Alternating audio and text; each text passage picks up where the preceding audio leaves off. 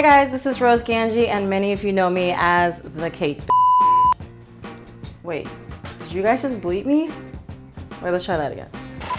Hey guys, this is Gange, and many of you know me as the cake. Really? Come on. Today I'm super excited because it is National Beer Day. So instead of doing a regular beer can cake, I wanted to do something much cooler, more iconic, and plus I like to chug beer, just like my favorite character, Homer Simpson. So today we are going to do the Duff Beer Can. Yes. Let's get into it. To create this cake, we need a few ingredients. Buttercream frosting, and a handy piping bag, spatula, cornstarch, bubble tea straws, a measuring tape, some shortening, and my favorite tool, the X-Acto knife, tan fondant, black fondant, white fondant, gray fondant, red fondant, and some silver highlighter dust, not from your MAC makeup counter. 1 cake, 2 cakes, 3 cakes, 4 cakes. All right, so for our cakes, we're gonna start out with 4 8-inch round cakes. We're gonna cut them in half and level them, and then we're gonna start filling them with what I like to use is Swiss meringue buttercream. And we're gonna alternate them from cake to frosting, cake to frosting. We're gonna do about 3 tiers of cake and frosting, and then we're gonna add some dowels inside the center of those cakes and add on top of that more cakes and do the same rotation of cake to buttercream. Okay, now that we have our 3 layers frosted, we're going to add some bubble tea straws in the center of these cakes to create sturdiness within our structure. Because we have 3 more layers on top of this, we want to make sure that everything is level and sturdy. So you can easily get these bubble tea straws somewhere in Chinatown. They're super inexpensive. You can get like 100 for 10 bucks. You can also use the wooden dowels, but this is my preference. All right, so now that our cakes are all stacked, we're gonna go ahead and start carving the sides of the cake and make sure that everything is even and smooth. Towards the top, I'm gonna cut the edges off and bevel the sides of the cake. So the best way that I like to carve my cakes is when my cakes are really cold. I tend to put them in the freezer for about a good 10 minutes so they can firm up. It allows me to carve much more easily and it creates less crumbling. Also, when I'm using Swiss meringue buttercream, it tends to soften up, and if it starts doing that for you, put it back in the refrigerator and allow it to firm and then continue working on your cake. All right, so I'm sure a lot of you have heard of the term crumb coating, and basically what that is your first layer of frosting around your cake, and all you're doing is sealing in all those crumbs into your cake so that when you put in the second layer, it's a lot more cleaner and smoother. Now that our cakes have been frosted, we're gonna start working on the fondant. I'm gonna now work on the top of the cake, and basically I'm just going to cut out an 8-inch round circle and stick it to the top, and then we're gonna work around the sides. To create the paneling on the side of the cake, you're gonna take your measuring tape and measure the circumference of the cake.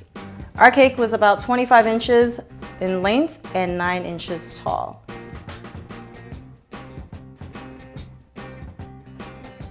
Because of the length of my fondant, I like to use my rolling pin to wrap my panel around the cake. Just make sure that when you're rolling your fondant with the rolling pin that you add enough cornstarch so that the fondant doesn't stick to one another.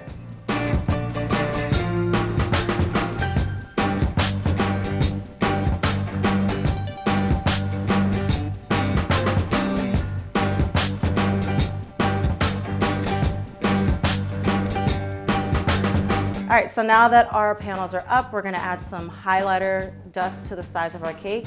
I'm only gonna paint the top portion of this cake and the top side and the bottom portion of this cake because we are gonna cover the rest of this cake with red fondant. So there's no real need to waste any more product on this middle area and to focus more on the top and the bottom. Please don't mistake luster dust with highlighter dust.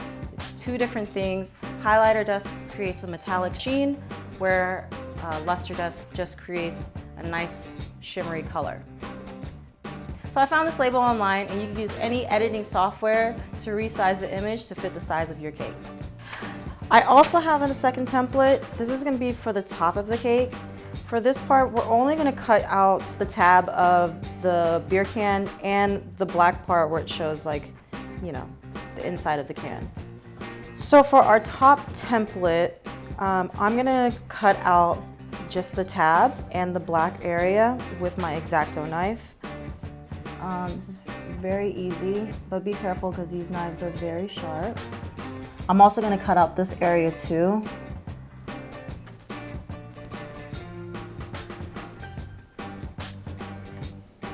Sometimes these can be very tricky, but just take your time with it because you don't want to have any like weird split ends. And then we're going to cut out this other area as well. Just clean up any little stragglers that are there. All right, so once you get your template, you are going to take some Crisco or shortening, and this is the easiest way I found to cut out a stencil, is to saturate it on both sides. Right here I already have a flat piece of fondant, so I'm going to go ahead and put some on top of the fondant as well, and it'll make it so much easier to adhere.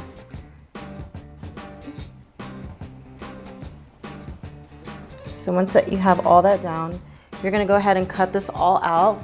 Also take your time cutting this out because you don't want to ruin the design. But once you get all this cut out, it will look exactly like this. And we're going to attach this to the top of the cake. And you're going to cut out this black part as well. When you get to this area, I know it's going to look like a Pac-Man or a C shape, but you're just going to go ahead and cut a complete oval. And then we'll attach those pieces to the cake. All right, so now that we have our template and size to our cake, I'm going to start creating the lettering, the Duff lettering for our cake. I would do it I could easily just cut this out and make a template from it, but I kind of want to roll it out myself and give it more of a 2D effect. So to do that, I'm going to pour out some cornstarch, and I already got it shaped pretty much like a snake, but we're going to roll this out thinner. I'm pulling this out on one end gently and pulling out this way, but rolling, and it's going to create that nice smooth line. I'm going to get something like that, and I think I want to start here and go down, right? And cut this end off. Pinch it right here. And then I'm just going to push down on this just so I can make sure that I have the right size for the cake. And then I'm just going to add some water right here on the edge and to seal it. And I'm going to let this sit and dry for about 10 to 15 minutes so that when you finally put it on the cake, it'll have enough sturdiness to stick it to the cake. So now that we covered our cake with fondant and added the silver luster dust, I'm going to now add the red to create the label. So we already know that it is 25 inches in circumference, and I already measured it. It's about roughly 7 inches tall in this area. All right, great. So now we're going to add the red label. It's going to be the same technique we did with the gray. We're going to roll it, add the paneling, and then just seal it with some water.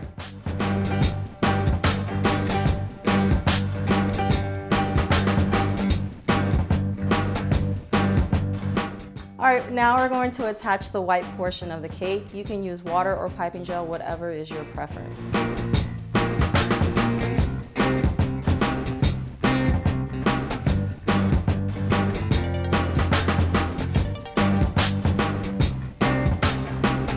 So now that I created my template, I'm going to use an X-Acto knife to cut out all my pieces. Once the pieces are cut out, I'm going to get some Crisco or shortening and just cover all the pieces with the shortening.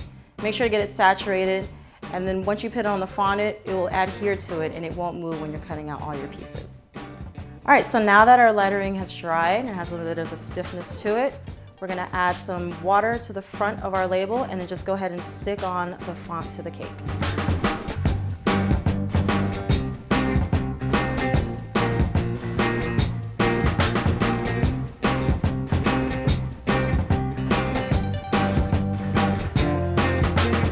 All right guys, so this is it. This is the last step.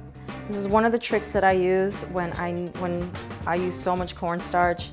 I like to shine up my cake with just simple vegetable oil. I use like a flat end brush and I just go along all over the cake, and don't go too heavy on the oil. Just want enough where it shines up all that cornstarch. But don't worry, also once the vegetable oil is on the cake, it will dry up inside of the cake, so it won't give it too much of a gloss. Unless that's what you want. If you want to keep it glossy, I say go right away and do it a little bit before your event. But if you leave this overnight, it will seep into your cake, but it won't bleed or anything. Just make sure not to go crazy.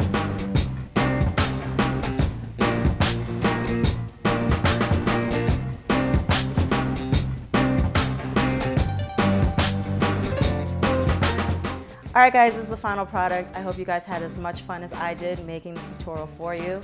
Please make sure to subscribe to my channel and to like this video. I hope you guys enjoy your National Beer Day, because I know I definitely will.